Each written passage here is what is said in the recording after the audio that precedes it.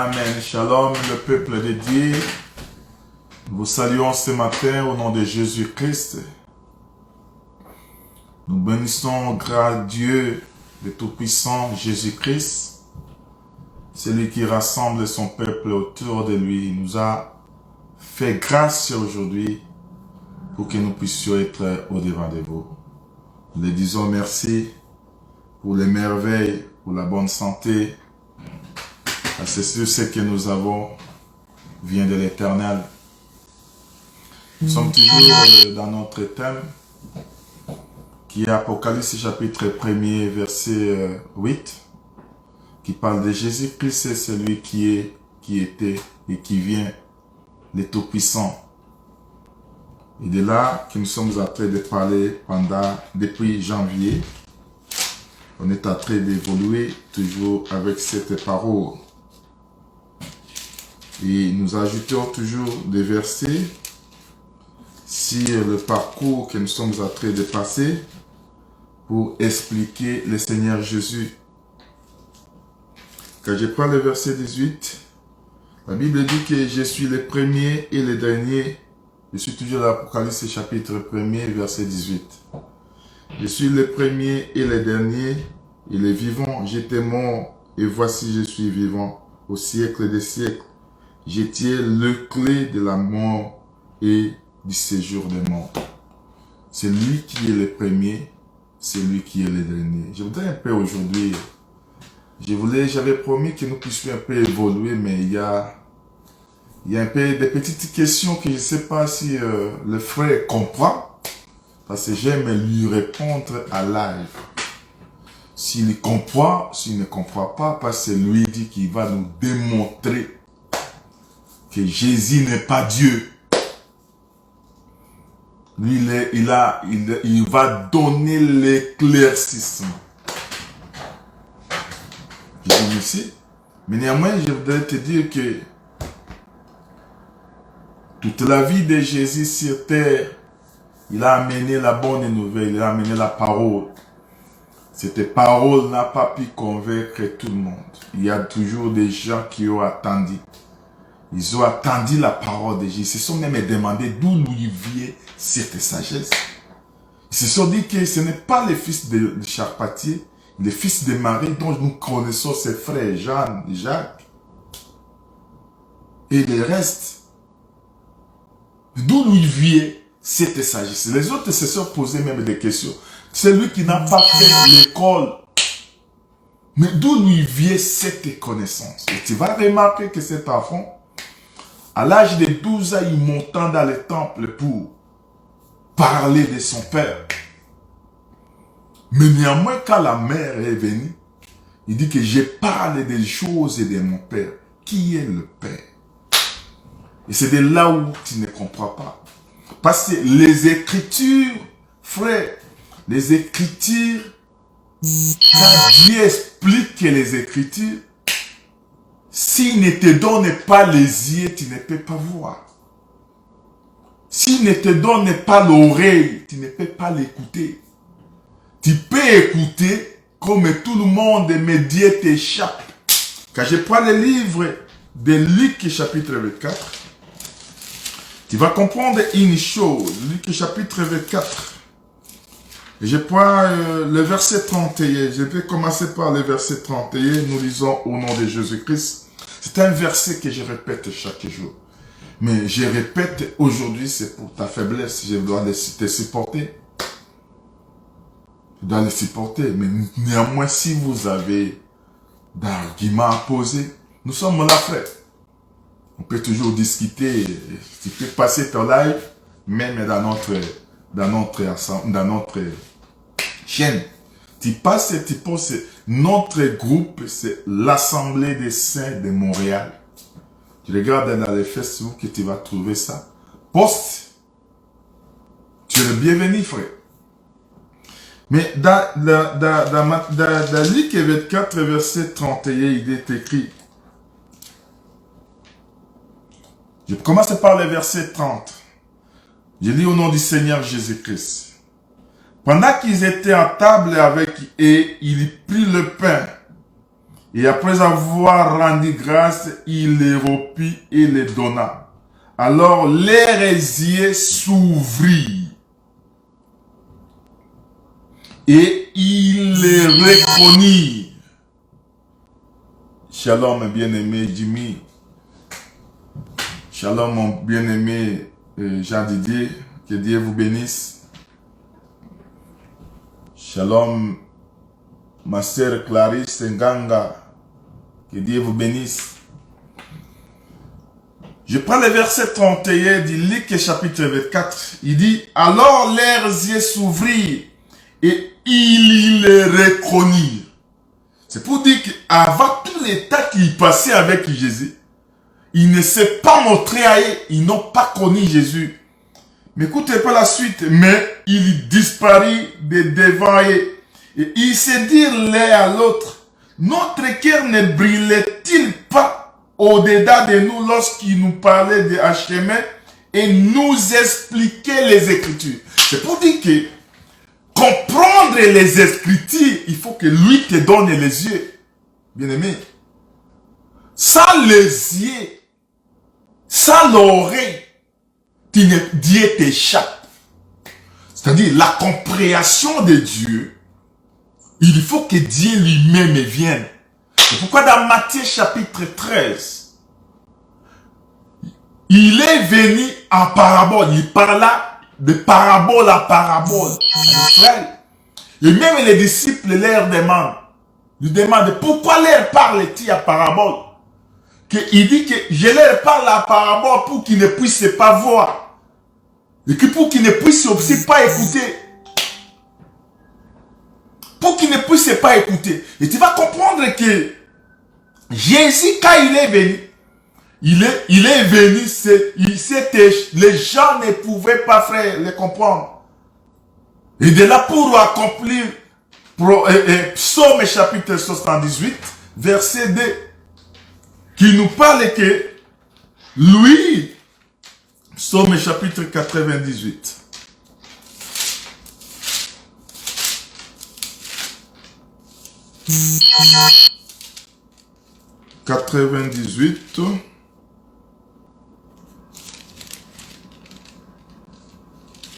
Non, 78 plutôt. Psaume 78. Nous prenons le verset 2. Il dit, j'ouvre la bouche par des sentences. Je publie la sagesse des temps anciens. Lui ouvre sa bouche par des sentences. Et quand il ouvre la bouche, il publie les choses les plus anciennes. Il rentre au commencement, frère. C'est-à-dire, quand toi tu regardes Jésus, parce que cet enfant, la Bible est en train de nous parler, frère. Quand tu regardes dans Jean, dans Luc chapitre 1, il dit, il vient pour dire que cet enfant, il est un sujet qui va amener le sujet de chute et de relèvement. Si tu ne le saisis pas bien, frère, tu vas tomber dans la contradiction. C'est pourquoi le Seigneur Jésus, le langage de Jésus, Jésus a un langage. Et dans son langage, lui vient ouvrir sa bouche avec des sentences, des paraboles. S'il ne t'ouvre pas les yeux, tu ne peux pas comprendre. C'est pourquoi, frère, quand tu regardes dans Luc chapitre 24 encore, tu commences par les versets 44. Tu descends dans le verset 44, tu vas comprendre. Parce que je ne sais pas évoluer quand tu poses des questions que tu ne comprends toujours pas. Tu nous ramènes par derrière au lieu d'évoluer, frère. Puis il leur dit, c'est là ce que je vous disais, lorsque j'étais encore avec vous, qu'il fallait que s'accomplisse tout ce qui est écrit de moi dans la loi de Moïse, dans les proverbes, dans les prophètes et dans les psaumes. Alors il leur ouvrit l'esprit afin qu'ils comprennent les Écritures. Si Dieu ne t'ouvre pas l'esprit, tu ne peux pas les comprendre. Tu ne pouvais pas comprendre Dieu. Il leur ouvrit l'esprit afin de comprendre les Écritures. Et il leur dit, et si il est écrit que le Christ souffrirait et qu'il ressusciterait des morts le troisième jour, le verset 47, et que la repentance et le pardon des péchés seraient prêchés à son nom. La repentance et le pardon du péché. Pas au nom d'une autre personne, à son nom, lui, Jésus. À son nom, à toutes les nations, à commencer par Jérusalem. Et de là, tu vas comprendre que Jésus, quand lui vient, frère, il vient donner, ouvrir ton esprit. Mais quand toi, tu me dis que Jésus est Dieu, je dis Amen. Jésus est fils de Dieu, je ne nie pas, je dis Amen. Pourquoi il est Dieu? Pourquoi il est Père? Pourquoi il est Fils? Ici, frère, il y a des mouvements prophétiques que Dieu est en train de parler à son peuple. Mais pour comprendre Dieu, tu ne peux pas les comprendre charnellement. Il faut qu'il puisse te souffler. C'est pourquoi, frère, quand tu lis Psaume chapitre 19, je prends le livre des Psaumes chapitre 19. Psaume chapitre 19, verset... Psaume 19, je cherche ce verset. Oui, je commence par le verset 7.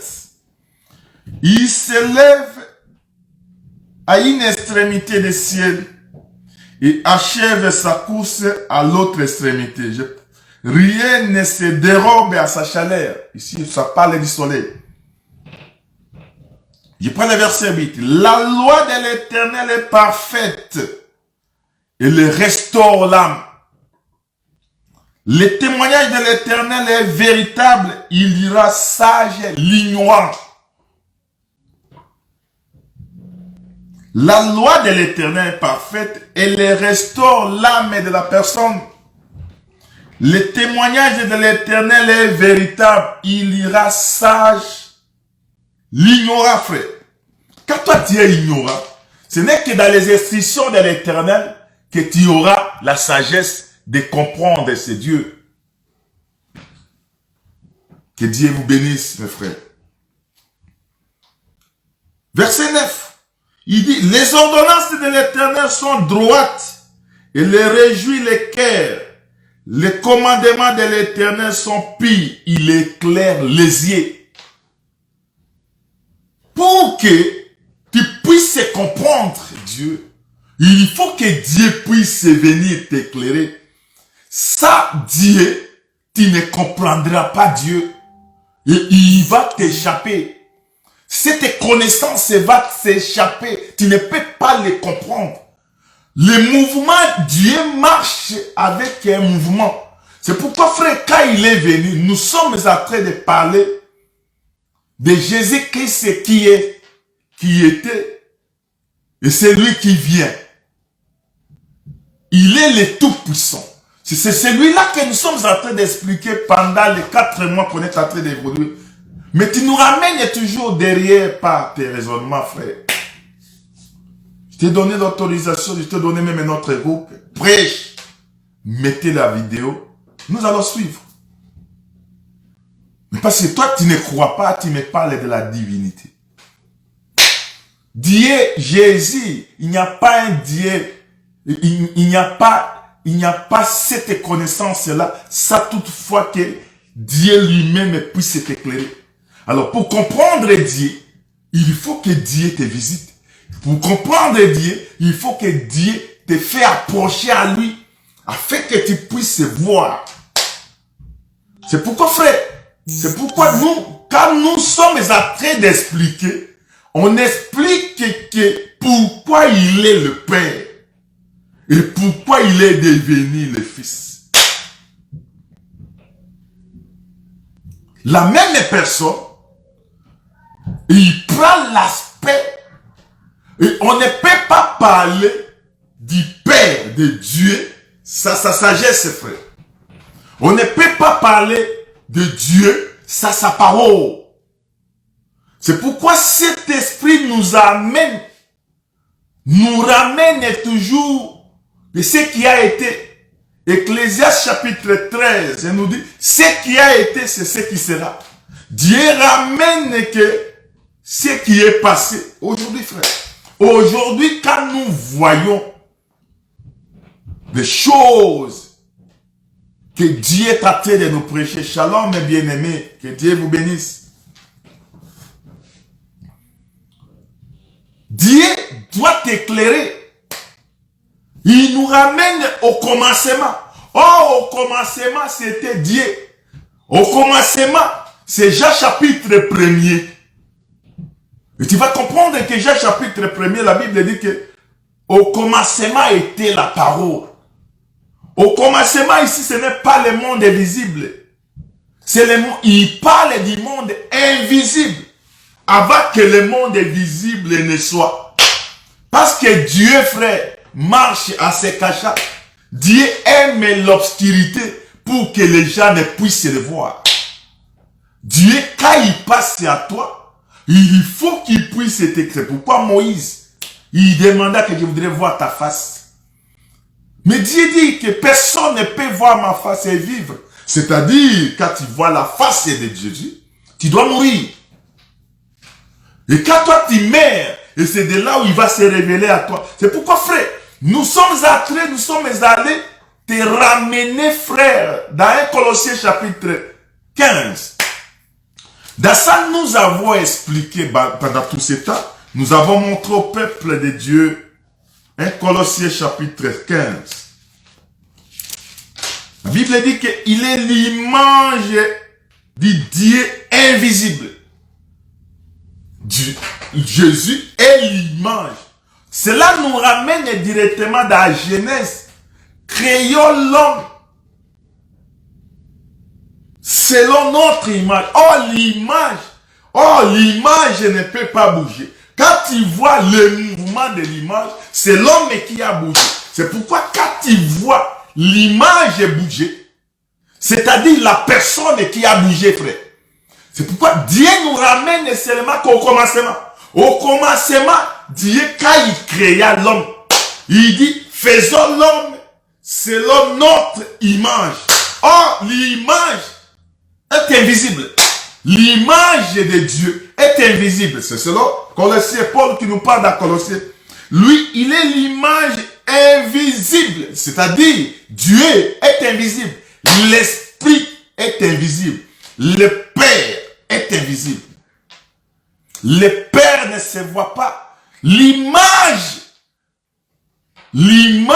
c'est le Seigneur Jésus-Christ. C'est lui, l'image invisible de Dieu.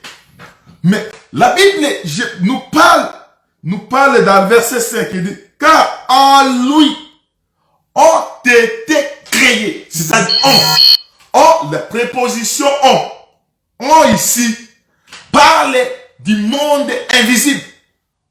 Il parle du commencement. En lui ont été créées toutes choses qui sont dans les cieux et sur la terre, les visibles et les invisibles, trône de dignité, domination, autorité, tout a été créé par lui et pour lui. Tout ce qui était créé en. Tout ce qui est créé ici, c'est en l'homme de Jésus. C'est lui l'image invisible. C'est lui qui est invisible. Lui, c'est l'image. Or, la personne, quand nous rentrons dans la création, Dieu, avant de créer, Dieu entre dans sa pensée. Il entre dans sa pensée, c'est la pensée de Dieu qui crée. Or, la pensée de Dieu, c'est sa sagesse. C'est son intelligence. C'est pourquoi, frère, nous sommes allés à Job chapitre 12, verset 13. Et de là, la Bible nous dit que la sagesse a pour résidence Dieu. C'est-à-dire, pour que tu trouves la sagesse, entre à l'intérieur de Dieu que tu vas trouver sa sagesse. Or, la création, c'est la pensée. Avant que Dieu crée, Dieu pense d'abord à sa création. C'est pourquoi nous sommes allés toucher à un architecte. Architecte, avant de construire, avant qu'il commence l'ouvrage, l'architecte doit d'abord concevoir. La conception, c'est la pensée. C'est la pensée de l'architecte. Or, le vrai architecte, c'est l'Éternel. Et avant de construire, lui a la maison avec lui. Que Dieu vous bénisse. Il a la maison à lui. C'est-à-dire, la sagesse a pour résidence Dieu. Si tu voudrais chercher la sagesse, shalom, grand homme de Dieu, apôtre Jarédé. Pour connaître, voir Dieu, il faut aller dans la pensée. Or, la pensée de Dieu, c'est Dieu lui-même. Pour que tu découvres Dieu, entre dans sa pensée. Or, la pensée de Dieu, c'est la sagesse. Or, quand tu regardes frère dans Proverbe chapitre 8, verset 22. Il dit la Proverbe chapitre 8, verset 22. La Bible nous dit, frère, que l'Éternel m'a acquis au commencement de ses voies. Acquis ici, c'est la pensée, frère. La pensée de Dieu. Dieu, dans sa pensée, il a acquis. Il a fait sortir sa pensée avant de créer. C'est-à-dire, il est la première des créations. C'est pourquoi Apocalypse chapitre 1er verset 18, il dit qu'il est l'alpha et l'oméga. C'est lui le premier. Quand Paul nous explique, il dit qu'il a fait pour qu'il soit le premier de toute créature. C'est-à-dire, c'est lui, la créature, première créature de Dieu. C'est sa pensée, frère. Tu ne peux pas connaître Dieu sans sa pensée. C'est pourquoi ça nous a ramené, frère, dans Jean. Quand je lis Jean chapitre 1er, je vois la plénitude de Dieu dans cet homme. Jean chapitre 1er, quand je prends le verset 16, premier verset 16, je suis en train de rentrer pour supporter ta faiblesse. Parce que tu as l'attendement difficile. Témoin de Jéhovah. Je ne sais pas si tu t'es borné dans les Écritures. Or, les Écritures est inspirées. Sans l'inspiration, tu ne comprendras Dieu. Il faut que Dieu puisse te visiter. Il faut que Dieu te donne la sagesse à travers lui. C'est pourquoi les Écritures tuent. Mais l'esprit qui est dans, c'est-à-dire l'esprit caché dans les Écritures, c'est-à-dire, c'est ça Job chapitre 12 verset 13, la sagesse qui est dans. Parce que quand tu viens, tu cherches Dieu, tu vas te tuer. Le père tue, frère. Le père va tuer. Tu ne comprends pas. Il faut son esprit qui donne la vie. Or, l'esprit de Dieu, c'est Dieu lui-même. C'est pourquoi tu vas le voir, frère. Quand tu le vois, je lis Jean chapitre 1er. Je lis ce verset, je commence par le verset 17. Car la loi était donnée par Moïse. Non, je vais le verset 18. Personne n'a jamais vu Dieu. Je lis Jean chapitre 1er, son verset 18. Personne n'a jamais vu Dieu. Dieu le Fils unique, il est l'unique. Dieu le Fils unique qui est dans le sein du Père. Et c'est lui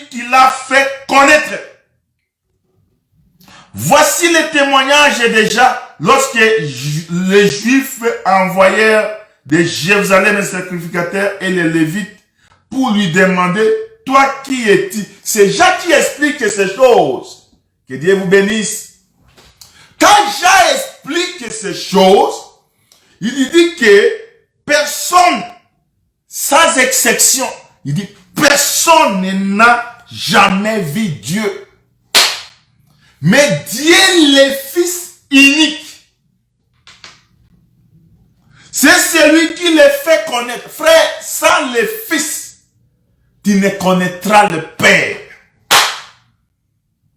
Sans le Fils, tu ne parviendras jamais à la vérité. C'est pourquoi, frère, quand nous sommes en train de marcher, tu vas comprendre dans un Colossien. Je ne quitte pas Colossien, je voudrais que je reste là pour t'expliquer. Parce que Colossien afferme tout, frère. Colossiens nous ramène pour nous parler, quand je prends un Colossiens chapitre 19. La Bible nous dit ceci. Car Dieu a voulu faire habiter toute sa plénitude à lui. Il a fait habiter toute la plénitude à Jésus. Je monte un peu dans le verset 18, verset 17. Il est avant toutes choses, et toutes choses subsistent en lui. Le verset 18, il est la tête du corps de l'Église. Il est le commencement, le premier-né d'entre les morts, afin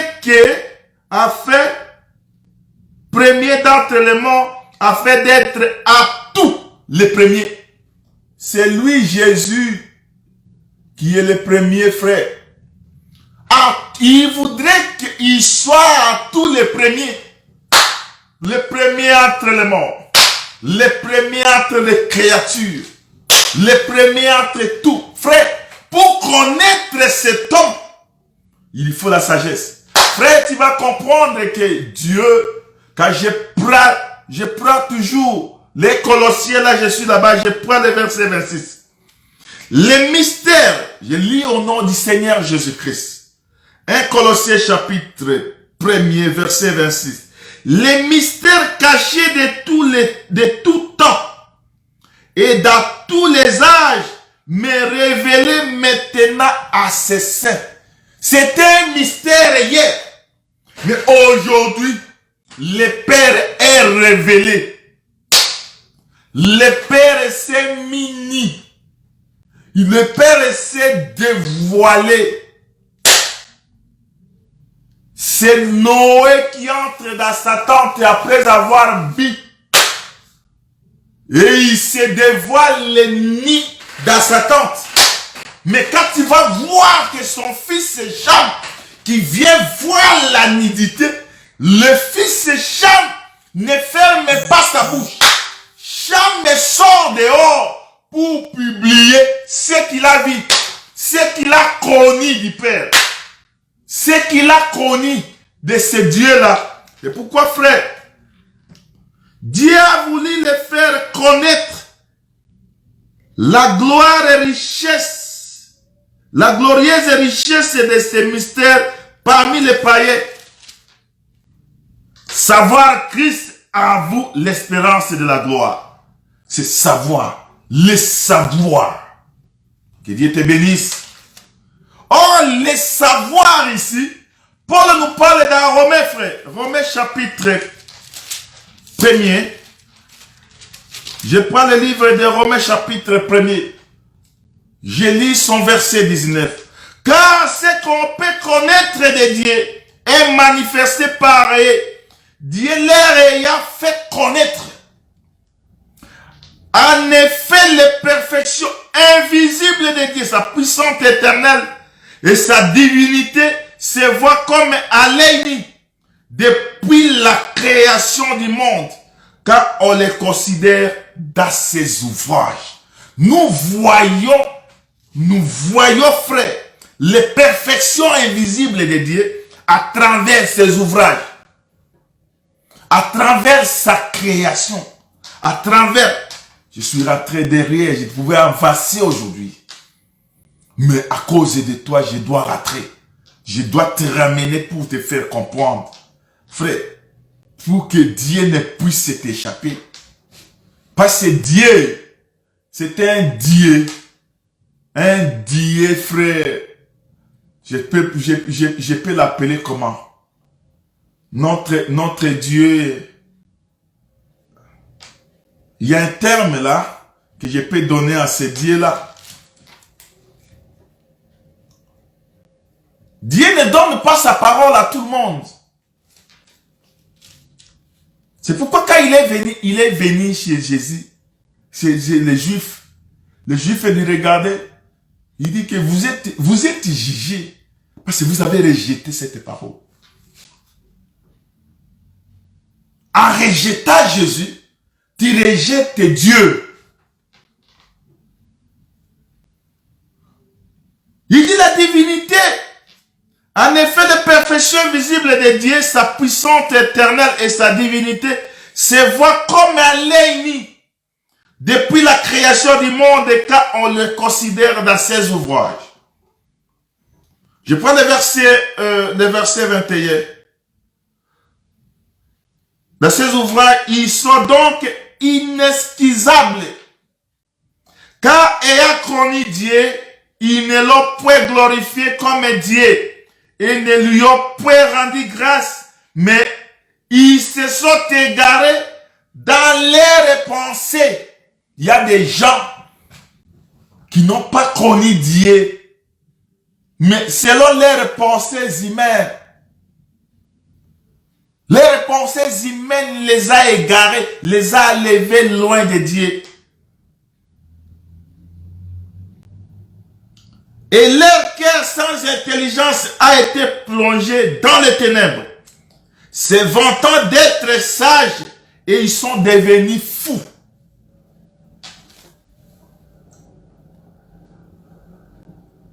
Quand toi tu te vantes d'être sage, Dieu t'a échappé. Ils sont devenus fous à train de raisonner. Beaucoup, frères, si tu ne reçois la visitation de Dieu, tu ne connaîtras pas Dieu. Dieu, c'est l'explication des Écritures. Dieu, c'est l'intérieur des Écritures. C'est là où il s'est fait connaître à son peuple. Mais il y a les gens que Dieu, si Dieu ne t'aime pas, frère, je parlais de l'égoïsme de Dieu. Dieu est égoïste. L'égoïsme de Dieu, Dieu prive, il prend toute sa part de lui, il donne à qui il veut, frère. Il donne à qui il veut. S'il voudrait t'ouvrir les yeux, il t'ouvre les yeux. Mais s'il te cache sa face, frère, tu es malheureux. Verset 28, je suis toujours dans Romains chapitre 1er, verset 23. Et ils ont changé la gloire de Dieu incorruptible en image représentant l'homme incorruptible aux oiseaux, des quadrupèdes et des reptiles. C'est pourquoi Dieu les a livrés à l'impureté selon les convoitises de leur cœur. Et si ils déshonorent eux-mêmes leur propre corps. Tu vas comprendre que Dieu, quand il t'échappe, il t'échappe. Mais heureux le peuple dont l'Éternel est Dieu, Dieu se laisse montrer à ce peuple. Dieu se révèle à son peuple. Dieu se manifeste à son peuple. Dieu trouve la place à son peuple. Dieu se révèle seulement au ciel, frère. Quand Dieu t'aime, il te donne la parole. Quand Dieu t'aime, frère, il se donne à toi. Il se fait découvrir. Il se fait manifester pour que tu puisses le connaître. Je cherche un verset là. Je cherche un verset dans le livre des Jean. Oui. Il dit, personne n'a jamais vu Dieu. Mais Dieu, le Fils unique, C'est celui-là, frère. C'est pourquoi, frère, les sages de ce monde, tu vois que dans Jean chapitre 3, un homme sage, c'était docteur de la loi. Au lieu de partir la journée, frère, il est parti la nuit. Il dit que, Seigneur, nous savons que tu es un grand docteur venu de Dieu, parce que personne, parce que lui, Nicodème, connaît comme un docteur de la loi. Lui, nous connaissons, nous, c'est-à-dire lui est au son alentour. Tous les pharisiens qui étaient autour reconnaissaient que, j'aime ce verset, frère. Il dit ceci, Jean chapitre 3. Il va lui auprès de Jésus de nuit et lui dit, Rabbi, nous savons que tu es un docteur venu de Dieu, car personne ne peut faire ces miracles que tu fais si Dieu n'est pas avec lui. Jésus lui dit, en vérité, je te le dis, si un homme est né de nouveau, il ne peut voir le royaume de Dieu. J'aime un verset. En bas ici, il dit, dans le verset 12 que j'aime. Je suis dans le livre de Jean chapitre 3 verset 12. Que Dieu vous bénisse. Si vous ne croyez pas, quand je vous ai parlé des choses terrestres, comment croirez-vous quand je vous parlerai des choses célestes? Or, les choses célestes, c'est ce qui est invisible. Les choses terrestres, c'est l'ouvrage de Dieu. C'est la création. C'est cette création ici que tu vas voir que c'est Dieu quand il vient, il manifeste sa créature. Tu vas comprendre que Dieu quand il vient, il prend les choses charnelles et il explique les choses invisibles. Il prend les choses visibles, il explique l'invisible. Or, les choses visibles, c'est ce qui est palpable. Et si vous ne comprenez pas les choses palpables, comment comprendrez-vous les choses invisibles, les choses cachées? Or, c'est Dieu, quand Jésus vient, il vient expliciter ces choses, expliciter les mystères. Or, les mystères, c'est découvrir le Fils. Parce que la Bible dit qu'ils ont les yeux, mais ils ne voient pas. Ils ont les oreilles, mais ils n'écoutent rien. Dieu leur a privé la connaissance. Dieu leur a privé la sagesse. Ils ne pouvaient comprendre Dieu. Ils ne pouvaient, frère. Et ils ne peuvent le connaître. C'est pourquoi, frère, quand je lis, je regarde ce Dieu quand il explique les choses. Mais toi, tu es en doute, tu voudrais m'amener où? J'explique que c'est le Seigneur Jésus-Christ là. C'est lui le Dieu, le Père éternel. Je voulais expliquer un peu du Fils. Aujourd'hui, je voulais expliquer Ésaïe 9, verset 5 à 6. Et c'est de là que je peux vous montrer maintenant le Fils qui est né. La domination et tout repose en lui, frère. Mais tu vas comprendre que Jésus, quand lui est venu, il ne vient pas s'expliquer lui-même, mes frères. Parce que la Bible nous parle dans Hébreux chapitre 13. Je prends Hébreux, le livre de Paul aux Hébreux. Je prends son verset 13, il dit, son verset 8, il dit, Jésus-Christ est le même. Hier, aujourd'hui et éternellement. Ne vous laissez pas traîner par des doctrines diverses et étrangères, car il est bon que le cœur soit affermi par la grâce, et non pas les aliments qui n'ont servi à rien à ceux qui s'y sont attachés. C'est le Seigneur Jésus ici. C'est celui-là qui était hier. Celui-là qui est aujourd'hui. Et il demeure éternellement. Parce que lui, là, c'est pourquoi, frère, les Juifs, quand ils regardaient, ils devaient les tuer. Mais regardez-moi, frère, retournons au commencement. Au commencement, tu vas voir que c'est Noé le Père. Je suis dans Genèse chapitre 6. Noé, quand je prends le verset 13, tu vas voir que Noé, Dieu visita Noé. Quand Dieu visite Noé, c'est lui qui existe à lui-même. Dieu regarda le monde et dit que mon esprit ne peut pas habiter à l'homme, car l'esprit de l'homme se retourne toujours dans le mal. L'homme aime toujours le mal. Oh, c'est pourquoi là, je suis dans Genèse chapitre 6. Je prends le verset 13. Alors Dieu dit à Noé, la fin de toute chair est arrêtée devant moi, car ils ont rempli la terre de violence. Voici, je vais les détruire avec la terre.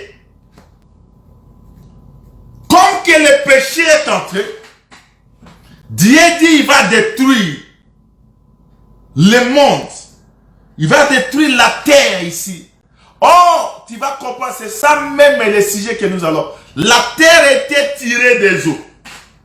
Et dans cette terre ici, Dieu tire la terre des eaux et Dieu donne la vie à la terre. En donnant la vie à la terre est remplie de la méchanceté. Dieu s'enflamma parce que Dieu n'aime pas la rébellion. Dieu n'aime pas le péché. Dieu n'aime pas que sa créature puisse se rebeller contre. Dieu se fâcha et il dit à Noé que je dois détruire la terre. Je dois détruire la terre de la violence. La terre est remplie de la violence et je vais détruire avec. Je vais détruire la violence avec la terre qu'il a créée. Mais tu vas comprendre dans le verset 14, il dit, fais-toi une arche de bois de gopher. Tu disposeras cette arche à Célile et tu endurciras des bois dedans et en dehors. Je parle de l'arche. Tu vas comprendre que c'est Noé le Père. Parce que Noé, c'est celui qui construit l'arche. L'existence de l'arche, c'est la conception de Noé. Noé, pour construire l'arche, la pensée de Dieu qui était mise à Noé. Oh, Noé, c'est le Père. Noé, quand il construit l'arche, Noé voit l'arche avant que l'arche ne soit construite. Et Noé donna la dimension de l'arche. L'arche doit porter 150 coudées. Voici comment tu le feras. L'arche aura 300 coudées de longueur, 50 coudées de largeur et 30 coudées de hauteur. Je ne parle pas de coudées. Il disposa tous ces éléments dans sa tête. C'est-à-dire, Noé, avant de construire l'arche, l'arche était dans la tête, dans la pensée de Noé. Mais tu vas voir que Noé, il exécuta cet ouvrage. L'arche fut construite. Et après avoir construit l'arche, Noé entra dans l'arche. Quand Noé entre dans l'arche, Noé se cacha dans l'arche. Quand on voit l'arche marcher, se mouver au-dessus des eaux. L'arche est en train de marcher. L'arche cherche à trouver là où se reposer. Parce que Dieu est venu, il n'a pas trouvé le lieu où poser sa tête. C'est pourquoi frère, il vient, il dit le renard hors des tanières. Mais le Fils de l'homme n'a pas le lieu pour poser sa tête. C'est-à-dire, lui, il cherchait la place où il doit chercher son demeure. Il doit chercher sa demeure. Il doit chercher son habitation. Toi là, tu es l'habitation. Parce que quand il est venu en train de chercher, pas celui comme Noé. Il doit chercher l'emplacement à laquelle il doit s'abriter. Il doit chercher la place à laquelle il doit se cacher. C'est pourquoi, frère, quand il est venu, Noé, comme le père, il construit l'arche. Et il entre dans l'arche. L'arche fait les mouvements au-dessus des eaux. L'arche ici, frère, quand l'arche est venue, l'arche commence à faire des parcours. Il va à Samarie. L'arche tourne à Jérusalem. L'arche va à Judée. L'arche va à Bethsaïde. L'arche va à Nazareth. L'arche va à Galilée. Mais l'arche n'a pas trouvé la place de s'arrêter, frère. Tu vas trouver que, mais quand tu demandes l'arche, l'arche disait que je ne fais pas moi ma volonté, mais il y a le Père qui est à moi. C'est-à-dire le Père Noé qui est à l'intérieur de l'arche, qui faisait conduire l'arche, frère. Oh, Noé, c'est le Père. Noé, c'est Dieu. Noé dans. Quand il est, c'est Noé. Il dit, c'est tout ce que j'ai fait. Ce n'est pas moi, mais c'est lui qui est à moi. C'est celui qui fait tout. Oh, c'est lui qui était dans l'arche. C'était Noé, frère. Tu vas trouver, frère. Tu vas voir Noé. Fais le parcours dans les eaux. Oh, les eaux. Apocalypse chapitre 17, verset 16, il dit, les eaux que toi tu as vues, ce sont des nations, des tribus et des peuples. C'est-à-dire les eaux à laquelle l'arche s'est mouvée, les eaux à laquelle l'arche parcourait, c'était le monde des frères. Ce monde ici, l'arche parcourait dans des tribus. L'arche parcourait partout. L'arche passait dans Jérusalem. L'arche passait partout pour chercher là où il va s'accoster. Frère, quand l'arche monte, tu vas trouver que frère, l'arche doit s'accoster dans un pays de montagnes. Oh, la Bible dit que l'arche s'est arrêtée dans le montagne. Les montagnes ici, c'est au pluriel. Les montagnes dans le pays de Caucase, le pays d'Ararat. C'est là où l'arche s'est arrêtée. Oh, le pays de Caucase, c'est le pays des montagnes. Là où l'arche est allée s'accoster, frère, c'est de là où l'arche doit vomir le Père. Quand l'arche vomit le Père, l'arche doit crier dans la montagne. Il dit, mon Père, pourquoi m'as-tu abandonné? Le Père habitait à l'intérieur de l'arche. Le Père trouvait sa demeure, se cache dans l'arche. Parce que l'arche, c'était le fils de Noé, frère. Parce que Noé avait 4 fils. Le 4e fils, frère, c'est le fils à laquelle le père et les 3 doivent s'abriter. Que Dieu vous bénisse. C'est dans cette arche-là que tu vas trouver Noé lui-même. Et tu vas trouver Sem, Cham et Japheth se cacher dans. Ça l'arche, frère, la mort pouvait amener et Noé et ses fils. Et toutes les générations devaient disparaître. Mais il y a l'arche. À cause, sois béni l'arche. Sois adoré l'arche, je t'adore. C'est à toi le règne, la gloire, la domination. Je te bénis l'arche. Tu es merveilleux parce que sans toi, nous ne pouvons pas être tels que nous sommes. Sois béni l'arche. L'arche est allée s'accoster dans les montagnes. Et c'est dans les montagnes là-bas que l'arche a vomi le Père. Il a vomi le Père. Mais quand tu regardes, frère, ce n'est pas dans une montagne. C'était dans les montagnes. C'est dans les montagnes, ces montagnes-là, que l'arche est allée s'accoster. Oh, les montagnes au pluriel, parlent seulement que d'une montagne. C'est pourquoi, frère, tu vas comprendre dans Jean chapitre 19. Je suis en train de terminer.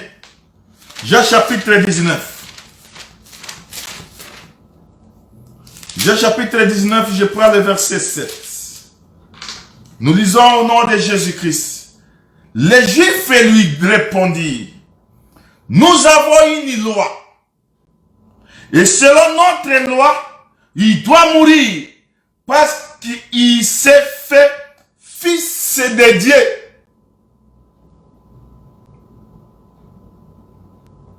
Il s'est fait. Ils ont la loi.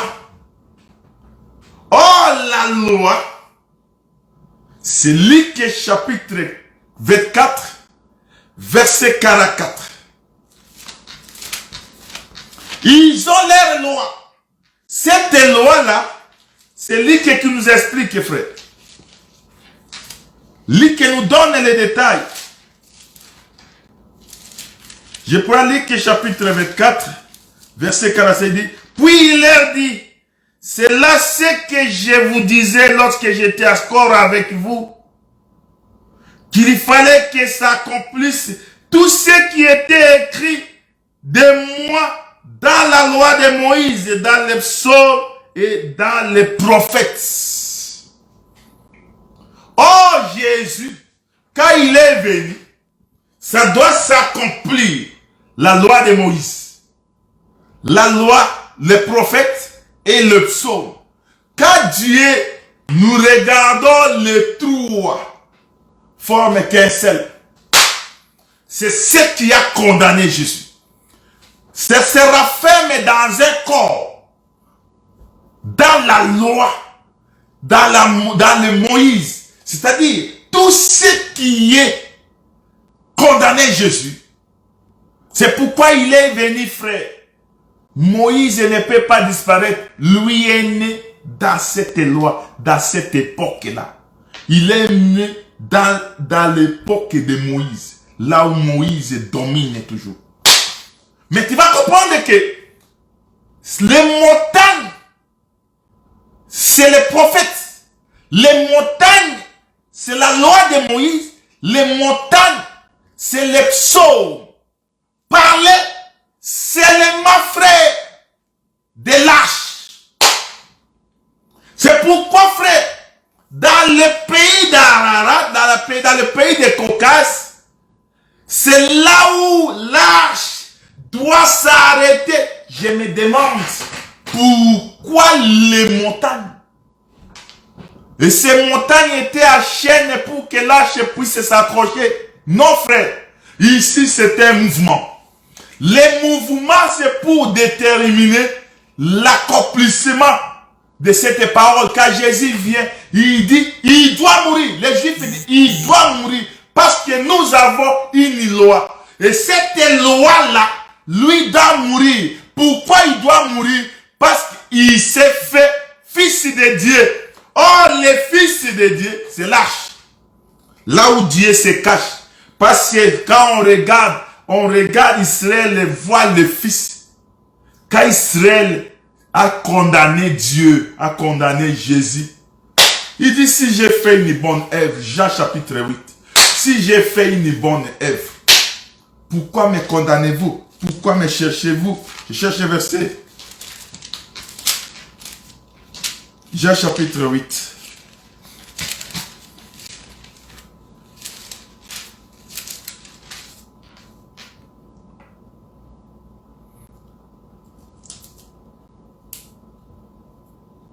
Dans ce verset-là, frère, tu vas comprendre que quand Jésus vient, il dit à ses disciples, il dit, si j'ai fait une bonne œuvre, il dit aux Juifs, si j'ai fait une bonne œuvre, je cherche ce verset-là. Mais pourquoi?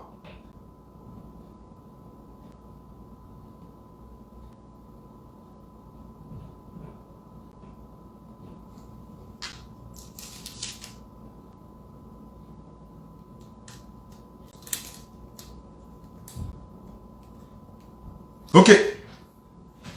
Si j'ai fait une bonne œuvre, pourquoi cherchez-vous à me tuer?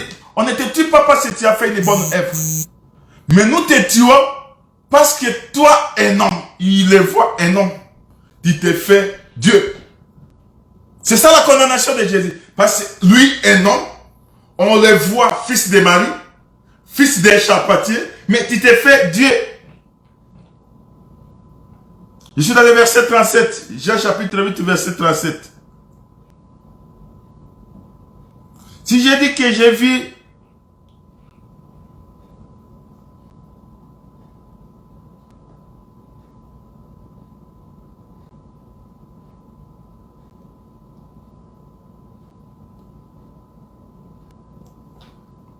Ok, je vais revenir, frère, parce que je suis un peu pressé. Je vais revenir à ce verset-là.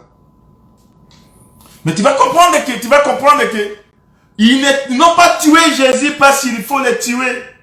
Parce qu'il était là, il était Dieu à sagesse. Mais ils ont condamné Jésus parce que lui est non, il s'est fait Dieu. Mais dans le verset 19, il dit que nous avons une loi. D'après notre loi,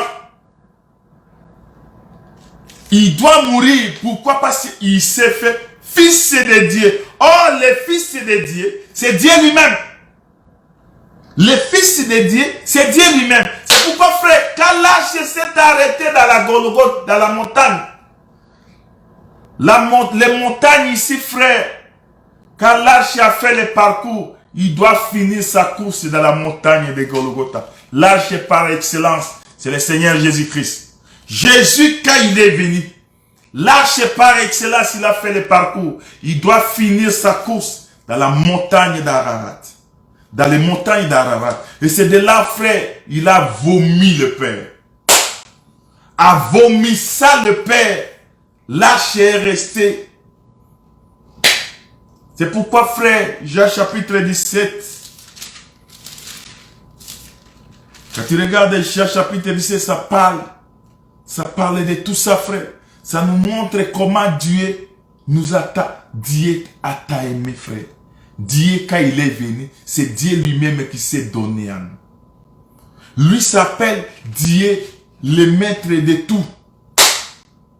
Merci, frère Dieu. C'est Jean chapitre 10, verset 32. 31, 32. Que Dieu vous bénisse, bien-aimé. Tu vas comprendre que Dieu, quand lui est venu, il est tué, c'est parce que lui, un homme, il s'est fait Dieu. C'est pourquoi on l'a condamné. Dans Jean 19, il dit, il doit mourir. Nous avons la loi qu'ils avaient, parce que les lois a parlé de Jésus. La loi a parlé de sa mort. Les prophètes, quand ils sont venus, ils ont prophétisé la mort de Jésus. Les psaumes ont chanté la mort de Jésus. Toute la Bible, les frères, parle que de Jésus. Oh, c'est Jésus. C'est le tout de nous. Le Jésus, c'est lui le vrai Dieu. Nous avons expliqué, frère, tout ça parce que l'esprit que nous avons reçu nous a amené à nous donner la connaissance de connaître le véritable Dieu. Que mon Dieu vous bénisse. Shalom, docteur Guy Roger. Tu vas comprendre que Dieu, nous avons reçu cette connaissance pour que Dieu puisse se révéler à nous, puisque nous puissions connaître, voir la sagesse. 1 Jean chapitre 5. 1 Jean chapitre 5. Je suis presque à la fin. 1 Jean chapitre 5, verset 20. Nous savons aussi que le Fils, c'est un verset que nous répétons chaque jour. Aussi que le Fils de Dieu est venu et qui nous a donné l'intelligence, frère. Tu es nul. Tu es nul. Il est venu nous donner l'intelligence pour connaître les véritables. Et nous sommes dans les véritables en son Fils Jésus-Christ. C'est lui qui est le Dieu véritable et la vie éternelle. C'est Jésus le Dieu véritable. C'est lui le reflet de sa créature. C'est lui, frère, le tout de Dieu. C'est lui la loi, la montagne, frère. Quand il a porté le péché, il a porté nos châtiments, il a porté nos situations, nos faiblesses, nos problèmes. Le Père a été vomi dans la montagne d'Ararat. Là où, frère, l'arche a vomi le Père. Le Père est sorti du corps. Le corps a pleuré dans la montagne d'Ararat. Et le corps est resté vide. Pourquoi, frère, nous sommes dans la joie d'être attachés à ce Jésus? Parce que c'est lui, frère, le vrai. C'est lui le tout de nous. C'est lui, quand lui vient, il nous donne sa sagesse. Sans la sagesse de Dieu, il y a la mort. Sans la connaissance, aujourd'hui, l'église a tout. L'église est la totalité de Dieu. L'église est manifeste. L'église est manifeste, c'est Dieu. Nous aujourd'hui, nous avons la totalité de Dieu. Nous aujourd'hui, nous reflétons cette gloire. Parce que Jésus nous a donné à travers sa grâce. C'est lui, frère, l'image invisible. C'est lui le vrai Adam. Parce que le premier Adam, qui était l'image, ne pouvait pas, frère. Il doit défaillir. Il doit manifester la faiblesse pour que le vrai image. C'est pourquoi, frère, 1 Corinthiens chapitre 15, il dit que c'est lui, frère, le second Adam. C'est lui, frère, qui a tout. C'est Jésus-Christ qui a laissé la divinité, la plénitude de Dieu réside en lui.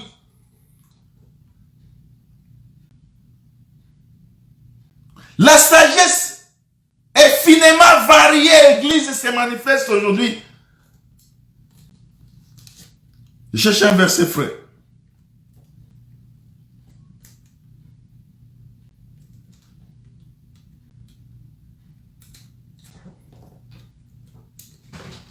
Éphésiens chapitre 3, verset 9. Il dit, Paul dit ceci, et de mettre, si je comprends, je prends le verset 8, à moi qui suis le moindre de tous les saints, cette grâce a été accordée d'annoncer aux païens les richesses incompréhensibles de Dieu, de Christ. La richesse incompréhensible, là où les gens ne comprennent pas, mais il a été accordé à Paul cette connaissance incompréhensible du monde. Pour que les gens ne puissent comprendre Jésus, mais chez Paul, la Bible dit que il lui a été donné cette grâce d'annoncer aux païens de richesses incompréhensibles de Christ. et de mettre en lumière les moyens de faire connaître les mystères cachés de toute éternité à Dieu qui a créé toutes choses. C'est pourquoi les dominations et les autorités dans les lieux célestes connaissent aujourd'hui par l'Église la sagesse infiniment variée de Dieu, selon les décrets éternels qu'il a mis en exécution par Jésus-Christ, notre Seigneur. Il n'y a pas de Dieu. Il est le seul. Il est le seul parmi les vivants. Il est le premier et le dernier. Avant lui, ça n'a pas existé autre. Et après lui, il n'en existera pas autre. C'est pourquoi il dit à Israël, Israël, si vous gardez ma parole,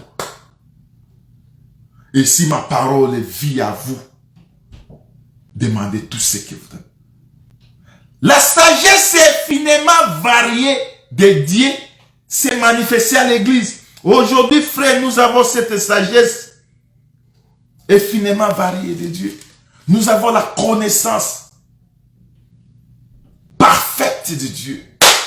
Nous avons reçu ces dons d'en haut d'expliquer les Écritures. Je t'attends. J'attends une publication. Parce que toi, jusque-là, tout ce que nous faisons comme l'effort ici, toi, tu ne comprends pas. Jésus n'est pas Dieu. Oui. Explique-nous. Jésus est le Père. Jésus est le Fils. Jésus est le Saint-Esprit. C'est le Seigneur Jésus-Christ. C'est ce que nous avons expliqué pendant tout le temps. Nous bénissons Dieu qui nous a donné le moment, le temps ici de t'expliquer. Ce que je voudrais te dire et que crois au Seigneur Jésus-Christ. Parce que quand tu crois au Seigneur Jésus-Christ, c'est là Jésus va te donner la connaissance. La connaissance humaine est nulle. La connaissance des hommes n'a pas connu Dieu. La connaissance de Dieu que nous avons reçue, Dieu s'est manifesté à nous. Aujourd'hui, nous avons la sagesse infiniment variée de Dieu. Aujourd'hui, nous avons cette connaissance de Dieu. Il est celui qui a existé, celui qui a créé le monde invisible et le monde invisible. La plénitude de Dieu habite à lui. Laisse que mon Dieu vous bénisse et mon Dieu vous soit favorable. Ce matin au nom de Jésus. Amen.